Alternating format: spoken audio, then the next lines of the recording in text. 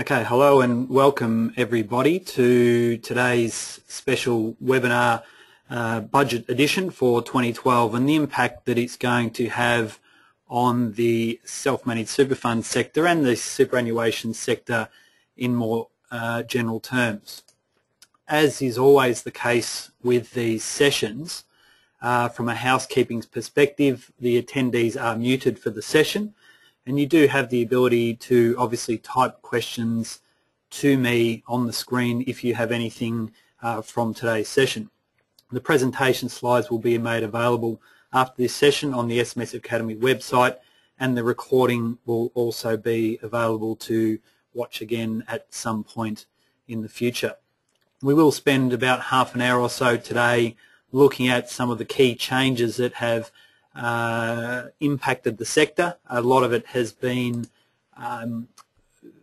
very provocative, I guess, in terms of the industry's view in some of the changes that have been made, and there's a general consensus, I guess, from some of these reforms that they're again tinkering with the system and reducing confidence in the sector. And I think as you go through some of these things with me today, you will understand why the industry's actually taken that view. So the first area we're going to look at today is the area of an increase in the contributions tax rate for high income earners. And you can see here this is an extract out of the budget papers, and it really tables the government's decision in terms of why they are looking to introduce an additional tax rate for high income earners that have income of more than $300,000. And you can see at the bottom of the page here what the measures will actually mean in terms of savings to the budget over the forward estimates. So quite significant in terms of what the government's trying to achieve as they look to bring the budget back into surplus. When we also have a look at I've just lost my page, apologies. When we look at what this actually means, from 1 July 2012, individuals with income of more than $300,000 will have their concessional contributions taxed at a rate of 30%. So this is an increase from the 15% tax rate that actually currently applies. So what's happening here is we now have a position where the government is trying to build in different levels of tax rates to build greater equality into the superannuation tax system. And what that ultimately means is we've now got this new definition of income, which is quite broad, and for the first time we'll start to capture things such as tax-free payments that ordinarily haven't been the case. So when we look at this definition of what's intended to apply, we're looking at taxable income, we're looking at concessional contributions, so not just reportably employer contributions, we're actually bringing in SGC into the equation, the adjusted fringe benefits, the total net investment loss, the target foreign income, and these tax-free benefits that would ultimately get paid as well, adjusted for any sort of child support benefits that would eventuate as well. So there is a tax on the rich that is starting to occur.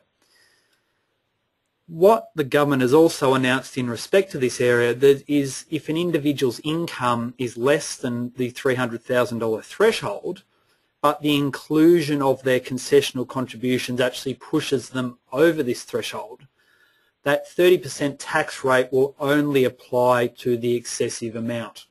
So they're not going to get the full whack in respect to the contributions tax. And you can see here in the example below how that would work. So we have John's income for the year is about $290,000, but excluding the concessional contributions for the 2012-13 financial year. He's got $20,000 worth of concessional contributions that would take his total income to $310,000 for the year. The contributions tax that would apply to this would be $9,000. That is, $10,000 of it would be subject to the traditional 15% flat rate, and the excessive amount, that $10,000, would be subject to the 30% tax rate. So again, you just do need to understand those differences in terms of the impact that it may have for your clients. The other area where there was some concern was in respect to excess concessional contributions, and there was some concerns raised within the industry that we could end up in a situation where an individual was ultimately paying a potential tax rate of 108%. What the government has confirmed within the budget papers as well is that there would be no additional contributions tax that would apply on excessive concessional contributions. So those concessional contributions that would be made, any excessive amounts actually wouldn't meet the definition of a concessional contribution, and as such, that additional tax won't apply there. So if we look at the example I have below, we have Kim's income being $350,000 for the 2012-13 year, which includes $30,000 worth of concessional contributions. 25 of those concessional contributions would be subject to the 30% contributions tax rate, with $5,000 of that treated as an excessive contribution. So this amount, being the $5,000, would be subject to the 15% tax rate. However, it would also have the excess contributions tax rate of 31.5% also applied to it as a result of it being in excess of the $25,000 cap that is to apply for the 2012-13 year. So again, the devil will be in the detail in respect to this, but we do have some clarification there in terms of where an excess contributions tax position may occur. Some other thoughts, I guess, initially in respect to this area. We don't know as yet in terms of how the government will collect the revenue in this area. Obviously, this is a reintroduction in some way, shape or form of the superannuation surcharge system that was introduced back in '96. Administratively, that was, I guess, a nightmare for the regulator to collect the revenue around that, and we still today see surcharge assessments as they continue to sort of chase the money. Another way that it could be done through a compulsory release authority, which applies for non-concessional contributions that are excessive. So in essence, the government could be at the tax office level, could be the gatekeeper of all this information, and then demand put a demand by way of compulsory release authority on to the fund trustees to release that amount to pay the additional 15% tax. So timing here will be quite interesting to watch as it plays out, in particular, as I mentioned, with the lack of success in terms of the superannuation surcharge regime and the timeliness currently of the excess contributions tax regime as well. I guess from a operational point of view, the top marginal taxpayer is now going to require an additional $7,009 of income to compensate for this additional $3,750 in contributions tax. So strategically, it's meeting the government's objectives because they're trying to, I guess, reduce the impact or assist in bringing the budget back to surplus and imposing additional tax to those people, I guess, in the government's eyes, have the capacity to potentially pay a more equal share in terms of taxes back to government. I guess a couple of areas here. Can concessional contributions be brought into the current year? We do need to think about that with our clients. Clients have bonuses or some other payments. We would obviously be better to have those brought into the current year rather than having them effectively next year if their income is going to be over the $300,000 balance. So we're going to have an instantaneous saving there by simply trying to bring forward some of those amounts.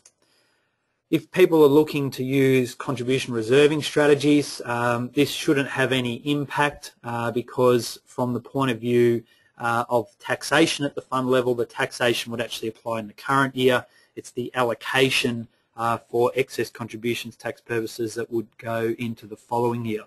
Probably need to have a bit more of a think through this, whether it will have any other application into this strategy for some of these high income earners, but it won't, from a tax point of view, won't have an impact through operating that strategy. And I guess finally here we just need to be aware of some inadvertent issues that may impact our clients.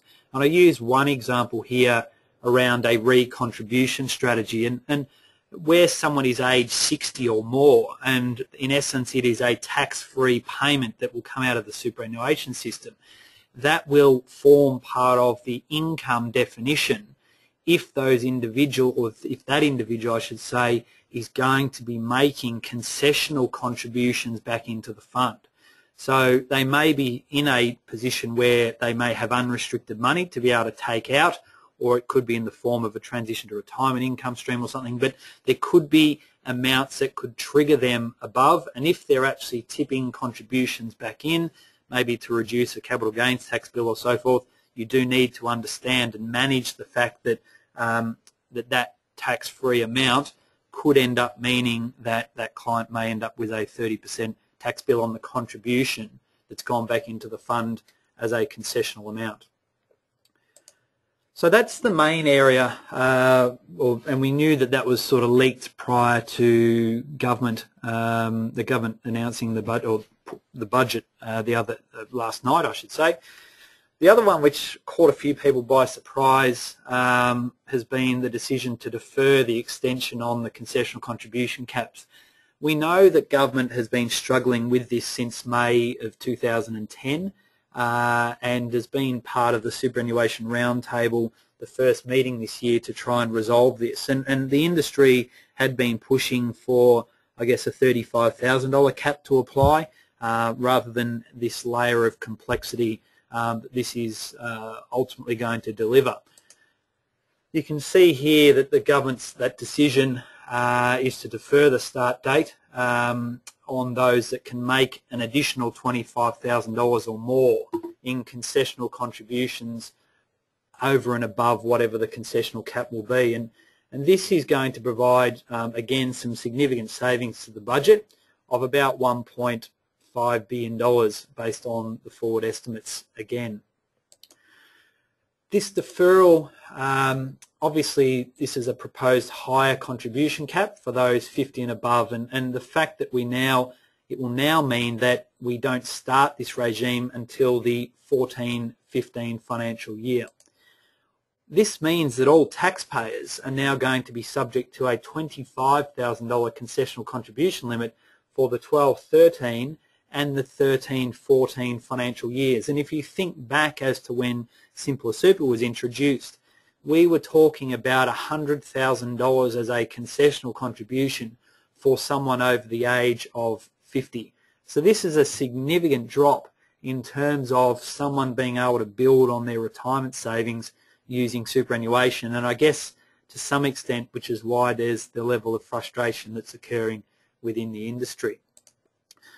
This commencement in the 14-15 financial year, starting from 1 July, is expected, however, to increase to $30,000 through indexation at that time. So the concessional contribution cap is likely to be $55,000 at that time rather than the $50,000. We do have, as part of the Mid-Year Economic and Fiscal Outlook announced late last year, that there is a freeze of the indexation of the concessional contribution limit, which is why the 12, 13 and 13, 14 years will remain at $25,000. It is expected in the 14, 15 year that that indexation will push the concessional limit up by the $5,000 amount in which it indexes each time. So we need to remember that this limit is set, or this extension to the cap, I should say, is set at $25,000 above the concessional contribution cap. And I guess there is still the continuation of the industry concerns in this area around the cost and operation of these measures, and the Super Roundtable will continue to work through this, but obviously there is now more time to try and flesh out these matters and start to deal with some of the real practical issues. But there are a range of measures that we still have no further detail other than the initial consultation paper. which includes what year do we use in terms of the account balance. Are we looking only at the previous financial year, or do we go back 2 years prior in determining that balance, which we are more likely to see the 2 year prior, simply because in particular in an SMSF with the annual return due around middle of May each year, it's inappropriate to only provide potentially up to 6 weeks for a member to be able to make those additional concessional contributions. So if we go back 2 years prior, we can in that year have the member make available to them the full financial year to make the $25,000 of additional contributions into their fund. And the other one was ultimately how to determine the account balance, and in particular there we're looking at, are we using the raw data that ultimately gets pushed through, or are we using and adding back information such as benefit payments, or do we ignore people who have been taking benefit payments? And again, the government hasn't given any further indication in respect to the operation of some of those key areas that were outlined in the consultation process. What the deferral is going to enable the industry to do is it will allow the ATO to continue to develop the online reporting system, which is part of the super stream reforms, and for super funds to begin reporting member information to access and assess their qualification for the extension to the cap. As part of the ongoing requirements in SuperStream, we are going to see additional reporting of superannuation funds, in particular for members who are of age 48 years and beyond, that the member account information will need to be reported by the super fund, so that the ATO in their online reporting system will be able to track those account balances and aggregate members' account balances if they have multiple funds to determine that level of qualification. And we will see the ATO continue to move on this and hopefully have something in place by early 2014. And that's going to be done through the Super Seeker area on the ATO website, is my understanding. The change to the $25,000 is anticipated, I guess, to impact a significant number of individuals, in particular those that are obviously salary sacrificing right up to the $50,000 transitional concessional limit for the over 50s, and in particular those that are doing transition to retirement strategies. So you do need to be aware of and fairly quickly speak to your clients and communicate with them on the impact of what the budget means for them and the need to seek advice and restructure their existing arrangements, in particular their salary sacrifices, and the impact of what these changes will mean for their transition to retirement strategies. Importantly, I also note there, if they don't do these things, they're going to end up in a position of excess contributions. And if we refer back to the last time that the government had a reduction in the caps, we're going back to the 2010 financial year, in particular with the over 50s, where it reduced from 100,000 to 50,000. And we have recently seen, from a statistical point of view from the ATO, a 296% increase in the amount of excess contributions tax notices because of breaches of the concessional cap. Now, we do need to note here that the government has announced a once-off relief for excess contributions to be disregarded by the Commissioner and in essence reallocated across to the individual to be assessed in their own tax return at their marginal tax rate. However, that is a once-off amount and is only applies to amounts of less than $10,000, and there are a range of other criteria that must be met.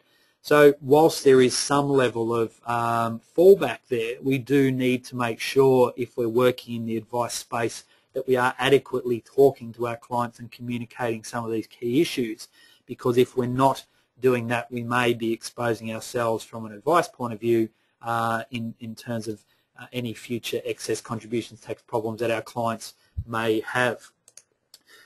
And finally here, just what this actually means in respect to our clients. If we have a taxpayer, from a worst case scenario as a result of this change, someone on the top marginal tax rate who's utilising $50,000 worth of concessional contributions, against that cap is now going to effectively have to pay an additional $7,875 in tax due to that restriction of concessional contributions. So that's factoring in that their cap will now be $25,000, and the fact that then they're going to actually have to have $25,000 taken as salary and wages.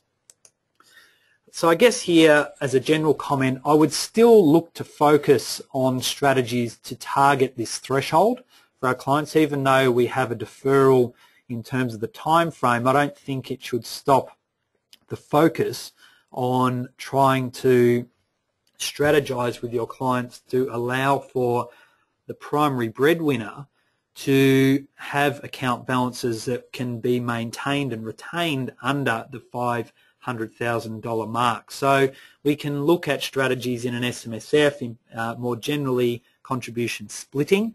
However, we do need to be aware of the timing of the splits, so we can split up to 85% of a concessional contribution. However, it can only be done after the end of the financial year. And the other one may be asset segregation, which within an SMSF we could segregate specific assets to specific members if we actually wanted to. So there, I guess they were the main two big ticket items that occurred within the federal budget. There were a range of other measures that impacted the SMSF area as well. So some of these other measures, I guess, there was a comment quite interestingly in the budget papers that mentioned that the 25% reduced minimum pension amounts will cease from 1 July 2012. We're unsure. There hasn't been a lot of communication about this because, interestingly, it is quite contradictory to the Mid-Year Economic and Fiscal Outlook announcement late last year, which basically announced an extension of the 25% reduced amount for that 12-13 year, with the following financial year going back to the normal minimum amount. So just noting that that was a comment within the paper. I think it was in the roadmap commentary. I can go back and have a look at that. But ultimately, we may be in a position where our clients may have to go back to the standard minimum percentages that apply, that are within the SIS regulations, as opposed to the reduced amounts that currently apply for this financial year. And if you think about it, we're going to also see those that are under the age of 60 potentially have to move or push their taxable income up as a result of that additional amount, which again all goes into the coffers of government, again trying to bring budget back to surplus. We have also seen, I guess, a confirmation in the budget, the extension of the exemption for tax advice provided by the financial services industry. So we're talking about the tax agent regime here for the financial services industry, and allowing an extension of time for the industry to continue to work through this area through to 1 July 13 and line this up with the changes that are also going to occur from a mandatory point of view under the future of financial advice reforms at this time. The other side of the coin here is that there has been no further announcement of the replacement of the accountant's exemption, which I guess continues to frustrate the accounting industry. So there's not much to add there. They were hoping for some further information. We have seen the major accounting bodies, being the Institute of Chartered Accountants and CPA Australia, put out some full-page advertisements inside the Financial Review, raising concerns with the government stand and where they think the accountant's replacement rules are going to fall. So we wait with bated breath in respect to that. It was acknowledged within the budget papers as well that there's going to be an additional amount of funding towards the auditor registration process. My understanding is that all the detail of the auditor registration process is sitting and waiting to be released concurrently with the accountants, replacement of the accountants' exemption requirements. But what the funding is being put towards is for ASIC to develop and maintain an online registration system and help develop the competency exam that will be available online for those auditors that wish to become registered under ASIC.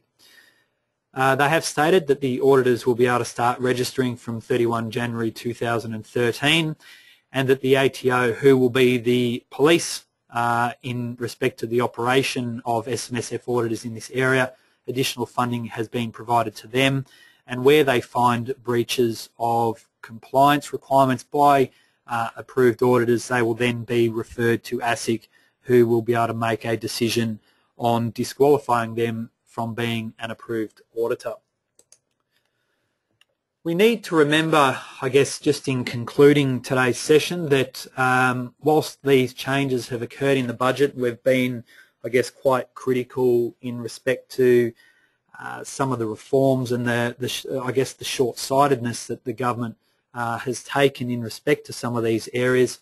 There are, I guess, a range of other reforms that the wheels have already started in motion in respect to trying to build greater equality and trying to build, I guess, and grow retirement savings of all Australians, and I guess in typical Labor fashion, working Australians. And what we know already is for the 12-13 financial year, the government will be introducing a low-income superannuation contribution, which will effectively allow for a $500 credit for low-income earners with income under $37,000, which will effectively mean that they'll have a 0% contributions tax rate applied on those contributions. The issue, I guess, from a policy point of view is that we had low-income earners that would have to pay 15% tax on their 9% super guarantee, and from a personal income tax perspective, they would probably be better off in terms of their tax rate that would apply individually than from a superannuation perspective. Conversely, where we had the high income earners, they were receiving a 30% tax benefit by effectively salary sacrificing into superannuation rather than paying a 46.5% tax rate. One of the other areas that we're going to see from 1 July 13 is obviously linked to the minerals resources tax, is the progressive increase from 1 July 13 of super guarantee from 9% through to 12% by 2020. And these are going to progressively increase, which start from the, as I said, the 13-14 financial year. And in that same year, we're also going to see the government abolish the age limit that actually applies to superannuation guarantee payments, which currently stands at 70 years of age. So once an individual is 70 years of age or older, there is no obligation to make a super guarantee payment. That was intended to move to 75. However, the government has made a decision, and has been around for some time, a decision to abolish any age limit as such. And you can see there further information in respect to those areas on the More Super website. So in closing, I guess we've had a budget that there wasn't an enormous amount of change, but I guess the change that has occurred certainly hasn't provided a significant level of confidence for people within the industry, in particular the professionals who work quite closely with their clients in trying to build strategies for, I guess, a long-term view, and that confidence in the consumer, I think, will be hit really hard when we start to have the conversations with our clients as to what these impacts will mean, and ultimately the clients will begin to question the validity in some respects of superannuation. Hopefully, as we lead into an election next year, we may see a loosening of some of these, I guess, lower contribution limits. That's the cynic in me that says that hopefully we will see that as part of an election promise, but obviously we need to wait and see in terms of whether the government can deliver on the surplus that they've promised. Just a quick note here in terms of our next session, which is scheduled for Monday the 21st of May, which is our next edition of the Quarterly Wrap, which is an update in respect to the latest issues impacting self-managed super funds. And we've had a range of ideas, and hopefully we'll have the final ruling of the limited recourse borrowing arrangements as well that we could talk to in that session. and also just a heads up in respect to our June webinar, where we'll look at in detail the operation of SMSF reserves. That's it for today. I'm happy to take any final questions. I would like to thank you for your time today, and we encourage you to visit the site. We do have a short survey for those attending today that you could complete upon your exit. Wish you a good afternoon, and thank you for watching the webinar.